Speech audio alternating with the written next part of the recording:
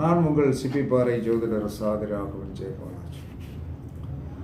கரண தோஷத்தை மிளகு நீக்கும், யோக தோஷத்தை வெந்தயம் நீக்கும், நட்சத்திர தோஷத்தை சீரகம் நீக்கும், வார தோஷத்தை மஞ்சள் நீக்கும், திதி தோஷத்தை பெருங்காயம் நீக்கும்.